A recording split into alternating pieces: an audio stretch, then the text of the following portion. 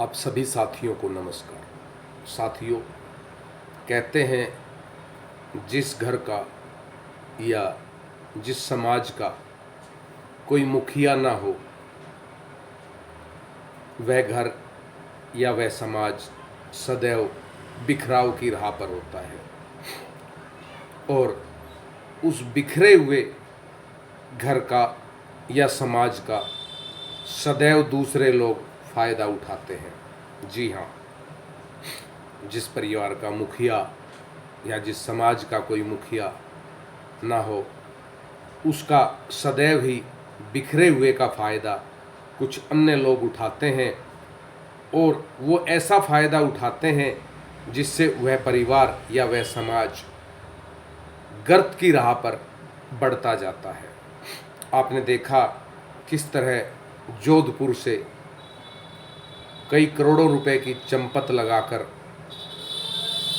दो बंगाली कारीगर भाग गए, लगभग 80 तोला सोना, 30 किलो चांदी और 28 लाख रुपए नगद लेकर। साथियों, इन बंगाली कारीगरों को पता था, इन दोनों कारीगरों को जो भागे हैं, इन्हें पता था कि ये कौम एक ऐसी कौम है जिसका कोई नेतृत्व नहीं है, जिसका कोई मुखिया नहीं है और ये बिखरे हुए लोग हैं। इसलिए वो इतना बड़ा हादसा करके माल समेट कर भागने में कामयाब हुए। अगर उन्हें पता होता कि ये कौम संयुक्त है, इनमें एकजुटता है, इनमें ताकत है और ये चेन सिस्टम बनाकर उनके ठिकाने तक पहुंच जाएंगे, उन्हें ढूंढ लेंगे, उनको पकड़ लेंगे, तो वो हरगिज भी ऐसी गलती नहीं करते और वो बिल्कुल भी लोगों का माल लेकर नहीं भागते। लेकिन वो जानते हैं कि ये लोग गुटों में बटे हैं, ये लोग धड़ों में बटे हैं, इसलिए वो भाग जाते हैं। और आजकल तो एक बड़ा नया ट्रेंड आ गया है, कुछ संगठन ऐसे नए नए पैदा हो रहे हैं 2-4 सालों से कि जब उनको कोई काम करना होता है समाज में अपने नाम के लिए, तो वो समाज के व्हाट्सएप ग्रुपों में जुड़कर थोड़े से सक्रिय हो जाते हैं और अपने उस कार्यक्रम का प्रचार प्रसार कर लेते हैं।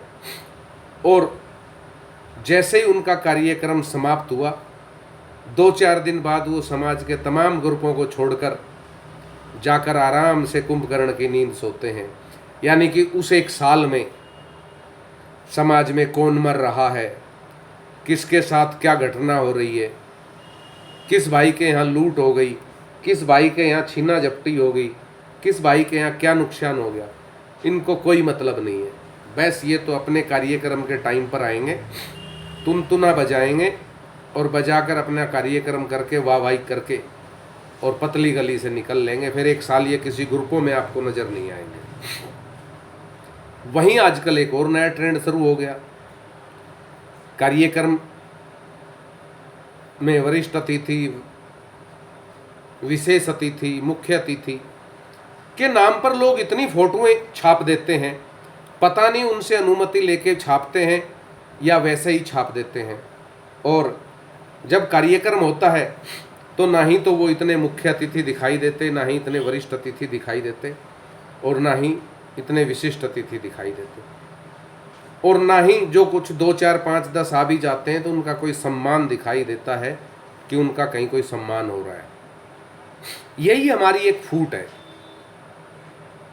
इसी फूट का लाभ ये कारीगर 2 भाई जो थे जोधपुर के, ये माल लेकर भाग गए। जोधपुर ही नहीं, इससे पहले अनेकों जगह से इस तरह के कारीगर माल ले लेकर भाग गए हैं। या कुछ भाइयों के यहाँ लूट हो चुकी है, कुछ भाइयों के यहाँ गोलियां चली, छीना झपटी हुई, लेकिन कोई संशोधन नहीं निकल पाया, उन चीज़ों का रिकवरी नहीं हो पाई पर्याप्त मात्रा में। कारण कि सब जानते हैं कि हम गुटों में बटे हुए हैं। गुटों में कैसे बटे हैं, अब सुनिए जरा।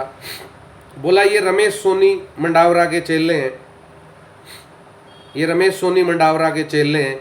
अरे भाई मेरा कोई चेला नहीं है, मैं तो खुद सबका चेला हूँ, और ना मेरी क्षमता है मैं किसी को चेला बना सकूँ। मेरा तो हर आदमी गुरु है, मुझे सीखने को मिलता है।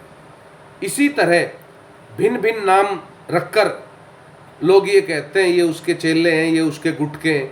अरे काहे का गुट है? समाज से बड़ा क्या गुट है? समाज ही सबसे बड़ा गुट है। मत बांटो अपने स्वार्थों के लिए ये कहकर ये इसके चेले हैं, ये उसके चेले हैं। मत करो ऐसा। जब तक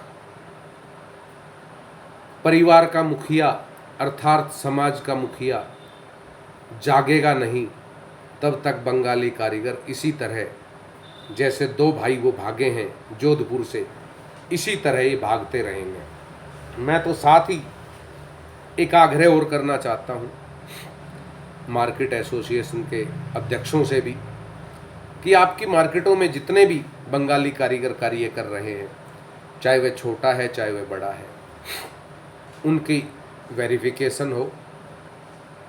आप दुकान पर जब उनको रखते हैं अपने काम करवाने के लिए, तो आप उनकी पुलिस वेरिफिकेशन कराएं, ताकि कल को कोई हादसा हो तो आप पुलिस प्रशासन से कह सकें कि हमने इनकी वेरिफिकेशन करा रखी थी, अब आप इनको खोज कर लाइए कहीं से भी। ये कंपलसरी है, ये ज़रूरी है अपनी सुरक्षा के लिए। अन्यथा दोस्तों हम कब तक यूं ही लुटते पिटते मरते रहेंगे? कोई आगे नहीं आएगा, कोई संगठन आगे नहीं आएगा आपका हालचाल पूछने। आप दुखी हैं, परेशान हैं, कोई नहीं आएगा।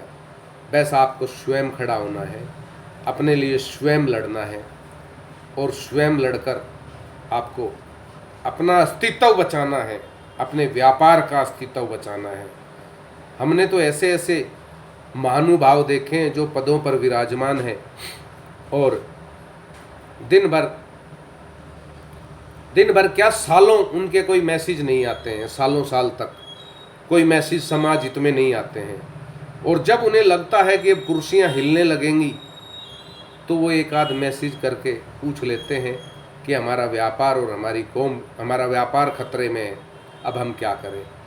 आज से पहले उन्हें नहीं दिखाई दिया था कि उनका व्यापार खतरे में है। क्या आज ही उनका व्यापार खतरे में आया जो उन्हें दिखाई दे रहा है? इसलिए साथियों, स्वयं खड़े हो, अपने दम पर खड़े हो, किसी के भरोसे ना रहें। आपने जो कारीगर रख रखे हैं, आप उनकी वेरिफिकेशन कराएं, उनके पते की, और फिर रखें। ये कंपलसरी है आपकी सुरक्षा के लिए। कोई हालचाल पूछने नहीं आएगा, कोई दुख में खड़ा होने नहीं आएगा। जो होगा वो हमें और आपको स्वयं भुगतना है। इसलिए वेरिफिकेशन कराएं कारीगरों की, ताकि इस तरह का आगे भविष्य में कोई नुकसान ना हो। जय अजमेर जी महाराज।